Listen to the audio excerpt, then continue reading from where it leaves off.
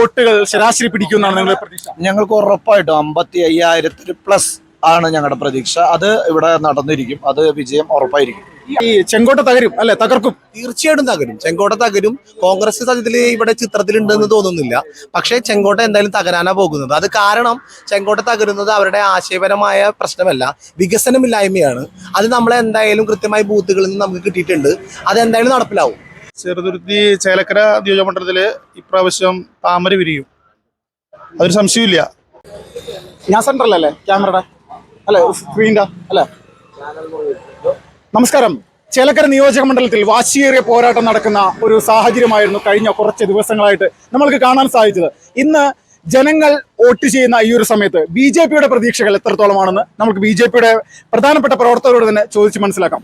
തൃശ്ശൂരിൽ BJP എങ്ങനെയാണോ വിജയം നേടിയത് ആ ഒരു സാഹചര്യം ചേലക്കരയിൽ ഉണ്ടാകുമെന്നുള്ള ഒരു പ്രതീക്ഷ നിരന്തരമായിട്ട് പറഞ്ഞുകൊണ്ടിരിക്കുകയാണ്. ഇത് എത്രത്തോളം യാഥാർത്ഥ്യമാകുമെന്നുള്ളത് ചോദിച്ച് മനസ്സിലാക്കാം. നമസ്കാരം ചേട്ടാ. നമസ്കാരം. എങ്ങനെയുണ്ട് പാർട്ടി പ്രവർത്തനം? എങ്ങനെയുണ്ട്? നിങ്ങൾ പ്രതീക്ഷിച്ച ആ ഒരു തലത്തിലേക്ക് കാര്യങ്ങൾ എത്തും? ഞങ്ങൾ വളരെയധികം ശുഭാപ്തി വിശ്വാസത്തോടു കൂടിയാണ്. നമ്മള് തൃശ്ശൂരിൽ വിജയിക്കുന്നു പറഞ്ഞ സമയത്ത് എല്ലാവരും ഞങ്ങളെ BJP എങ്ങനെയാണോ അവഹേളിച്ചത് അതുപോലെ തന്നെയാണ് ചേലക്കരയിൽ.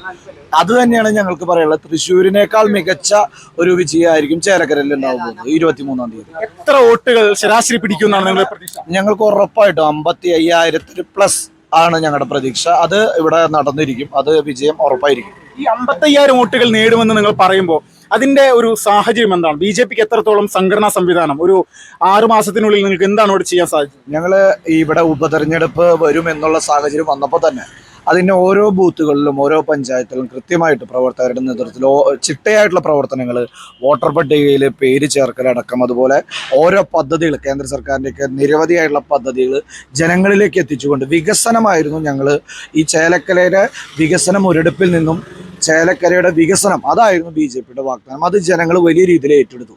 ഇവിടുത്തെ വോട്ടിംഗ് ശതമാനം ഇതിന് മുന്നേ എങ്ങനെയായിരുന്നു BJPക്ക്? ഈ 55,000-ഓളം പ്രതീക്ഷ വെക്കുമ്പോൾ വോട്ടിംഗ് ശതമാനത്തിൽ എത്രത്തോളം മുന്നേറാനായിട്ട് കഴിഞ്ഞ തെരഞ്ഞെടുപ്പിലേക്ക് സാധിച്ചിട്ടുണ്ട്? ഞങ്ങൾ ജില്ലാ പഞ്ചായത്ത് തെരഞ്ഞെടുപ്പിൽ ഞങ്ങൾക്ക് 36,000-ഓളം BJPക്ക് വോട്ട് കിട്ടിയിട്ടുണ്ട്. ആ വോട്ട് എന്ന് പറയുന്നത് BJPയുടെ നമുക്കറിയാം പഞ്ചായത്ത് ഇലക്ഷൻ ത്രിതല പഞ്ചായത്തിൽ നോക്കുന്ന സമയത്ത് വാർഡുകളിലും ബ്ലോക്കിലൊക്കെ നമുക്കറിയാം മാറി മാറി വരും. പക്ഷേ ജില്ലാ പഞ്ചായത്ത് എന്ന് പറയുന്നത് പാർട്ടി വോട്ടാണ്. അതിന് നമുക്ക് എടുത്ത് നോക്കുമ്പോൾ 36,000-ഓളം വോട്ട് നമുക്ക് നേടാൻ സാധിച്ചിട്ടുണ്ട്. അതിനുശേഷം ഇപ്പോൾ 8,000 വോട്ടാണ് ഇവിടെ പുതിയതായിട്ട് ചേർത്തിട്ടുള്ളത്.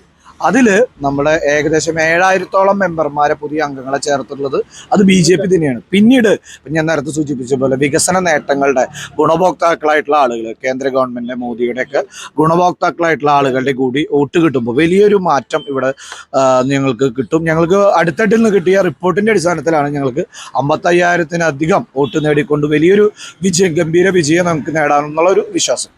ചേട്ടാ നമസ്കാരം. നമസ്തേ. എങ്ങനെയുണ്ട് കാര്യങ്ങൾ? ഈ പറയുന്ന 55,000 വോട്ട് നേടാനായിട്ട് ഇവിടെ സാധിക്കുമോ? നിങ്ങൾ അതിനു വേണ്ടിയിട്ടുള്ള പ്രവർത്തനങ്ങൾ കൂടെ കാഴ്ചവെച്ചിട്ടുണ്ടോ? ബൂത്ത് തല പ്രവർത്തനങ്ങൾ വളരെ സജീവമാണ്.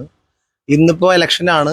ഇന്ന് നമ്മുടെ ഉത്സവം പോലെയാണ് ഇലക്ഷന്റെ ഭാഗമായിട്ട് നമുക്ക് കിട്ടുന്ന പ്രതീതി. അപ്പോൾ ഒരു കാരണവശാലും നമ്മൾ പറയുന്നതിലേക്ക് എത്താതിരിക്കാനുള്ള ഒരു സാഹചര്യമില്ല.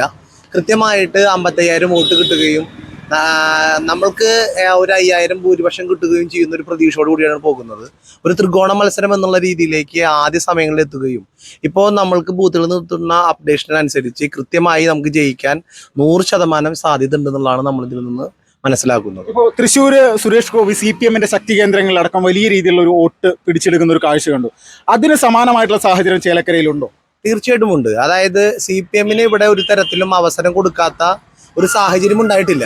CPMന് ഇവിടെ മന്ത്രിമാരുണ്ടായിട്ടുണ്ട്, സ്പീക്കർ ഉണ്ടായിട്ടുണ്ട്. അത് മാത്രമല്ല കൃത്യമായി വർഷങ്ങൾ അവർക്ക് ഭരിക്കാനുള്ള സാധ്യത ഉണ്ടായിട്ടുണ്ട്. ജനങ്ങൾ ചെയ്യേണ്ടത് കൃത്യമായി ചെയ്തിട്ടുണ്ട് എന്നുള്ളൊരു ബോധ്യം ജനങ്ങൾക്കുണ്ട്. അതായത് അധികാരം കൊടുത്തു കഴിഞ്ഞാൽ വികസനം വരണം എന്നൊരു കാഴ്ചപ്പാടുണ്ട്. ഒരു ഗ്രാമീണ അന്തരീക്ഷം മാത്രം നിലനിൽക്കുന്ന ഒരു രീതിയിലേക്ക് ഇവിടെ വികസനം മുരടിപ്പുണ്ട്. സഞ്ചാര സ്വാതന്ത്ര്യം എന്ന് പറയുന്നത് ഇല്ലാത്ത, അതായത് റോഡുകളുടെ അവസ്ഥ എന്ന് പറയുന്നത് വളരെ ദയനീയമാണ്. വീടുകളുടെ അവസ്ഥ എന്ന് പറയുന്നത് അതിനും വലിയ ദയനീയമാണ്. അപ്പോൾ നമ്മൾ പലതരത്തിൽ പറയുന്ന പദ്ധതികൾ, കേരളത്തിലൊക്കെ കൊട്ടിഘോഷിക്കുന്ന പദ്ധതികൾ ഇവിടെ ഏത് തരത്തിലാണ് നടപ്പിലായി എന്ന് ചോദിച്ചു കഴിഞ്ഞാൽ ആ സാഹചര്യം ശരിക്കും പറയുകയാണെന്നുണ്ടെങ്കിൽ CPMനെതിരാണ്. അപ്പം അതിൻ്റെ ഭാഗമായിട്ട് CPM ആധിപത്യമുള്ള ഈ നിയോജക മണ്ഡലത്തിൽ നിന്ന് ഒരുപാട് വോട്ടുകൾ BJPയിലേക്ക് വരാനും ജയിക്കാനുമുള്ള സാധ്യതകൾ ഒരുപാട് കൂടുതലാണ്.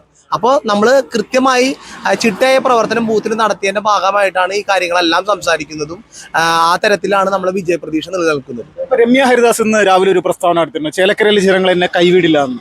അത് അവർക്ക് ഒരു വലിയ ആത്മവിശ്വാസത്തോടെ ഇത് പറയാൻ സാധിക്കുന്നത് എന്തുകൊണ്ടാണ്? അല്ല, അത് രാഷ്ട്രീയപരമായി പറയുന്ന കാര്യങ്ങൾ മാത്രമായിരിക്കും. രമ്യ ഹരിദാസിന് സത്യത്തിൽ ചേലക്കര മണ്ഡലത്തിൽ റോൾ ഉണ്ടായിരുന്നു, നിയോജകമണ്ഡലത്തിൽ റോൾ ഉണ്ടായിരുന്നു.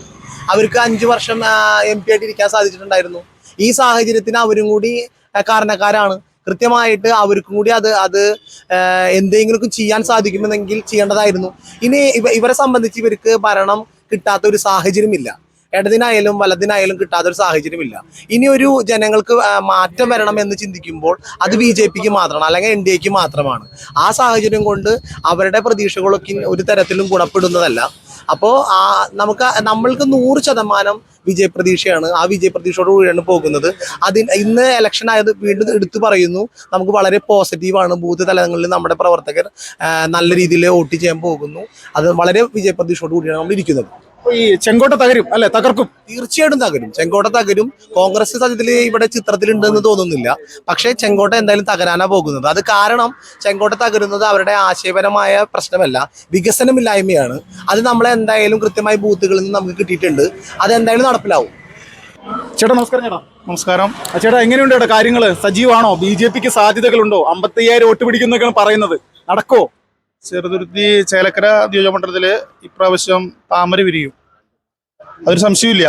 അതിന്റെ സജീവമായ പ്രവർത്തകരെല്ലാവരും ഒത്തുചേർന്ന് ഒരു വേറെ രീതിയിൽ പോവാത്ത എല്ലാ പ്രവർത്തകരും ഒരുമിച്ച് നിന്ന് പ്രവർത്തിച്ചുകൊണ്ട് CPMനെയും കോൺഗ്രസിനെയും ഈ അഴിമതി രാഷ്ട്രീയത്തിൽ നിന്നും അക്രമ രാഷ്ട്രീയത്തിൽ നിന്നും വിഭജിക്കുകയും ചെയ്യാൻ വേണ്ടി ഭാരതീയ ജനതാ പാർട്ടിയുടെ കരുത്തട്ട സാരഥിയാണ് ഇപ്രാവശ്യം ബാലേട്ടൻ ഇവിടെ മത്സരിക്കുന്നത്. അതുപോലെ തന്നെ എല്ലാ പ്രവർത്തകർക്കും ഒരു ആവേശം കൂടിയാണ് ബാലേട്ടൻ. ഇപ്പോൾ ഈ BJPക്ക് ഒരു ചരിത്രപരമായിട്ടുള്ള ഒരു മുന്നേറ്റം ഇവിടെ ഉണ്ടാവുമെന്ന് പറയുന്നുണ്ടല്ലോ. ഇത് ആദ്യമായിട്ടാണ് ഇതുപോലെ ഒരു സംഘടനാ പ്രവർത്തനം ഇവിടെ നടക്കുന്നത്? ഇവിടെ സംഘടന പ്രവർത്തനമായിട്ട് നടക്കുന്നത് BJPയെ സംബന്ധിച്ചോളം ആദ്യമായിട്ടാണ്. ഇത് മുന്നേ ഇവിടെ പ്രവർത്തനം നടത്തിയിട്ടുണ്ട്. ഷാജു മോട്ടേക്കാടായിരുന്നു ഇവിടെ സ്ഥാനാർത്ഥിയായിട്ട് നിന്നിരുന്നത്. ഇപ്രാവശ്യം ഞങ്ങളൊരു വ്യത്യസ്തമായിട്ടുള്ളൊരു സ്ഥാനാർത്ഥി ഞങ്ങൾ ഇവിടെ കൊണ്ടുവന്നു, ബാലേട്ടൻ.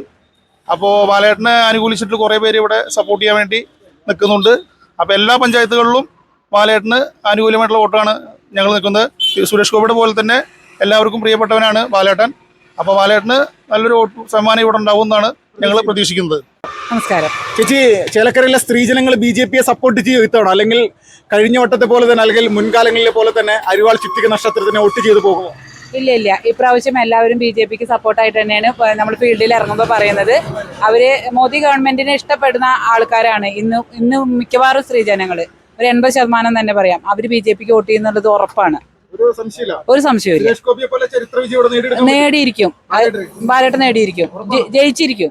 65,000 വോട്ട് നേടുന്നൊക്കെയാണല്ലോ പറയുന്നത് BJPയുടെ കാര്യകർത്താക്കള്. ഇത് വാസ്തവമാണോ? വാസ്തവമാണ്. നമ്മളത് കുറെ കണക്കാക്കി എടുത്ത കാര്യങ്ങളാണ്. അത് പറയുന്നത് സത്യം തന്നെയാണ്. ആ വോട്ട് ഞങ്ങൾ നേടിയിരിക്കും, ഉറപ്പാണ്. ചേച്ചി നമസ്കാരം. നമസ്കാരം. എങ്ങനെ കാര്യങ്ങൾ പോകുന്ന അവസാന നിമിഷം? നല്ല രീതിയിൽ പോകണം. നമ്മൾ BJP സ്ഥാനാർത്ഥി നമ്മുടെ ബാലേട്ടൻ 100% വോട്ടോട് കൂടി വിജയിക്കുമെന്നുള്ള പൂർണ്ണ വിശ്വാസം, നല്ല പ്രതീക്ഷയുണ്ട്. മറ്റു രാഷ്ട്രീയ പാർട്ടികൾക്ക് ഭയമുണ്ടോ ഈ ഒരു കാര്യത്തിൽ? അവർക്ക് നല്ല ഭയമുണ്ട്. അവർ അങ്ങനെ കിടന്ന് നെട്ടോട്ടോടല്ലേ നമ്മളുടെ ബാലേട്ടൻ ജയിക്കും എന്നുള്ള കാര്യത്തിൽ അവർക്ക് ഭയങ്കര വിശ്വാസമുണ്ട്. അതുകൊണ്ട് അവര് കിടന്നിട്ട് ഇങ്ങനെ ഓടി പായാണ്, ഭീഷണിമ നടക്കണം. ഇപ്പൊ ഇവിടുത്തെ ചേലക്കരയിലെ SC വിഭാഗം BJPയെ സപ്പോർട്ട് ചെയ്തോണോ? സപ്പോർട്ട് ചെയ്യും, 100% അവർ സപ്പോർട്ട് ചെയ്യും. കാരണം അവർക്ക് എല്ലാം കൊണ്ട് മനസ്സിലായല്ലേ, 2 പാർട്ടിക്കാരും വെച്ചിട്ട് ഇത്ര മാത്രമാണ് ഉണ്ടായിട്ടുള്ളൂ എന്നുള്ള രീതിയിൽ അവർക്ക് മനസ്സിലായി. അപ്പൊ ഇവര് ബാലേട്ടൻ രംഗത്ത് വന്ന MLA വന്ന അവരുടെ ആവശ്യങ്ങൾ നിറവേറ്റി കൊടുക്കുന്നുള്ളൊരു 100% വിശ്വാസം.